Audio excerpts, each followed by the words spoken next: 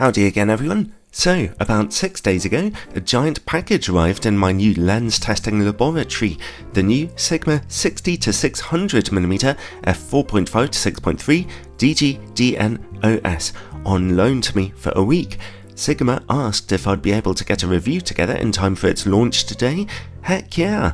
I was a huge fan of Sigma's original 60-600mm lens for digital SLRs, and I also quite liked its 50-500mm predecessor, so thanks to a gap in the bad weather here in Wales, I've been having a blast testing it out all week long. At a cost of £2,000 here in the UK, or $2,000 US, this thing is as expensive as it is big and heavy, but for a super telephoto 600mm lens that also lets you zoom out as wide as 60mm, well, what else would you expect? And being jam-packed with an astonishing 27 glass elements in 19 groups, I imagine its development must have been really challenging and expensive. I reckon it's worth it though for that huge zoom range, which makes a massive difference to your work in the field. The lens is very versatile in what you can capture as a result, as you can imagine, and it's also very useful to be able to zoom out and find your subject before zooming in again for the final picture. This DG-DN version of the lens is only for L-mount cameras and Sony E-mount cameras, full frame or APS-C, so it will not work on any digital SLR camera. This version's for mirrorless. Its weight of 2.5 kilograms, or about 6 pounds, makes it 200 grams lighter than the older version for digital SLR cameras, but still really quite heavy.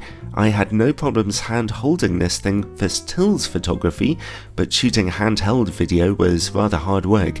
The build quality of the lens is very robust. Sigma have been increasing its use of magnesium in order to keep the body weight down. The lens features a lot of weather sealing, with Sigma declaring it to be splash-proof and dust and moisture resistant, and that's important for the longevity of a big, complicated lens like this.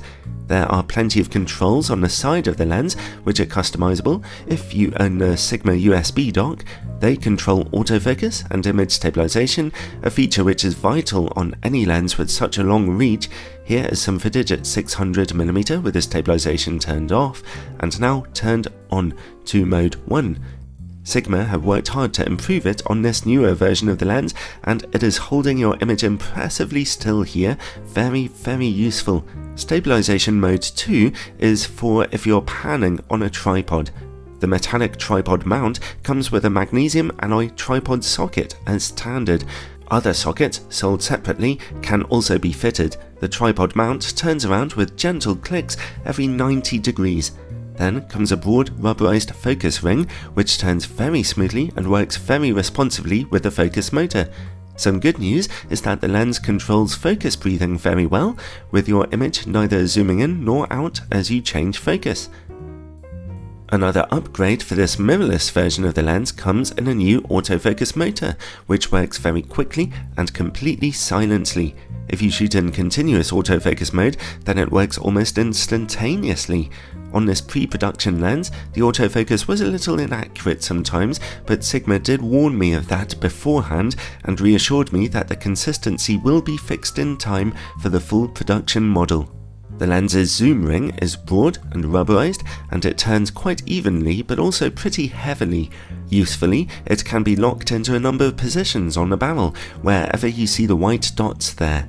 The front edge of the lens is rubberized to prevent damage from knocks and bumps, and the lens is also designed to be zoomed by pushing or pulling the front, which I found to be quite a bit quicker than turning the zoom ring.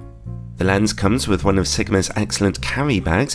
I love these things, but I would love to have seen some removable padding in the bottom of it, so you can fit a camera on the end of the lens in there also, if you so desired. The front filter size is a very large 105mm wide. The lens also comes with a deep lens hood that tightens in place with a screw, and which can also be used as a lens cap when reverse mounted. The L-mount version of the lens will work with Sigma's teleconverters, so you can potentially boost its telephoto reach and macro capabilities even further that way if you're shooting on an L-mount camera. Overall, while its weight of 2.5 kilograms is still pretty hefty, the build quality is fantastic, and the improvements to autofocus and image stabilization are a nice little bonus too. Let's move on now and look at image quality. We'll start by testing it on a full frame camera, my 42 megapixel Sony a7R III. In-camera corrections are turned on. At the widest angle of 60mm and in the middle of the image, we see razor sharpness and excellent contrast straight from f4.5. The image corners look fantastic too, except for just the tiniest hint of purple fringing on contrasting edges. Stop down to f5.6 and especially f8 for contrast to get even better in those corners. Let's zoom in a bit to 125mm. Again, we see perfection in the middle. The corners show a touch more contrast than they did at 60mm, but also just a touch less sharpness. They still look fantastic though. Stop down to f8 for a touch more sharpness to return. Let's zoom in even further now to 350mm. Again, it's the same story, perfection in the middle and very good quality in the corners, which get a touch sharper and brighter when stopped down to f8. Finally, let's zoom all the way into 600mm. At f6.3, image quality in the middle remains excellent. The corners look noticeably softer now, but really they're still perfectly fine. If you stop down to f8, they're not really any better. Stop down as far as f16, and softness from diffraction really begins to take its toll.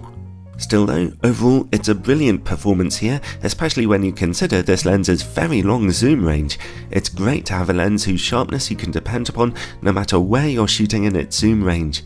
Okay, let's take a quick look at how the lens performs on an APS-C camera.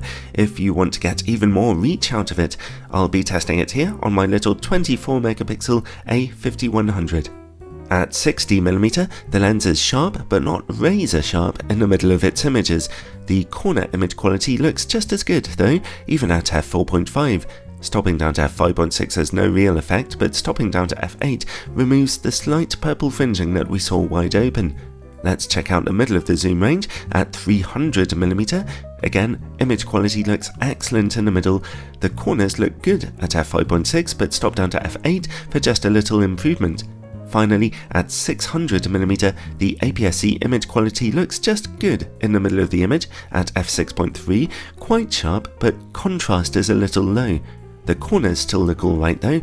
Stop down to f8 and the corners look a little sharper and brighter, and the middle now has a lot more contrast. However, on an APS-C camera sensor, diffraction comes in a bit sooner, and you'll quickly notice softness emerging at about f11.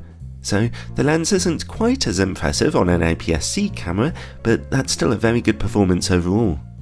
Let's take a look at distortion and vignetting now on a full-frame camera. The following images are taken with in-camera corrections turned off.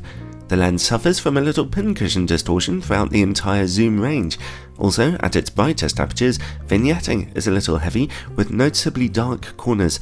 Stop down to f8 or f11 for those corners to brighten up, whether you're zoomed out at 60mm or zoomed in to 600. Okay, let's take a look at close-up image quality now. If you zoom all the way into 600mm, then the lens can get you pretty close to your subject, but here's an Easter egg for you. Zoom back out to 200mm, and you can access the lens's best magnification ratio of nearly 1:2, getting you very close to smaller subjects. Nice! At f5.6, that close-up image quality is fairly sharp, although colour fringing is noticeable. However, stop down to f8 for excellent close-up sharpness to emerge, making this a lens with great macro capabilities. Now, let's see how well the lens works against bright light. When zoomed out, barely any flaring is visible at all, and contrast remains very high. If you zoom all the way in, a little glaring is visible when bright lights are directly in your image, but overall, this is actually a great performance from a lens with 27 glass elements. Sigma's Ghostbusters team have been working hard again. Finally, let's take a look at the quality of this lens's bokeh. They mostly look on the good side of neutral to me, not quite the softest I've ever seen, but neither are there any obvious problems. Overall, well, Sigma here have taken their excellent 60 to 600mm lens for digital SLR cameras and improved the autofocus and image stabilization, made it a little smaller, a little lighter, a little sharper, and now you won't need an adapter to get it onto your mirrorless Sony camera. Who could ask for anything more? The lens's price is still restrictive though, but if you want something like this in your camera bag, then it goes without saying you have to pay for it. So it's not bad value for money by any means, especially considering how unbelievably useful it could make itself for you. So it comes highly recommended. Let me tell you a secret. Over 10 years of doing this, I'm still not sick of testing camera lenses. I still love them, but it's still a lot of work to make all these free camera lens reviews, especially of bigger lenses like this. So if you find them helpful and you'd like to help me out, then check out my Patreon page below, where supporters get all kinds of exclusive bonus content. Ciao for now, everyone.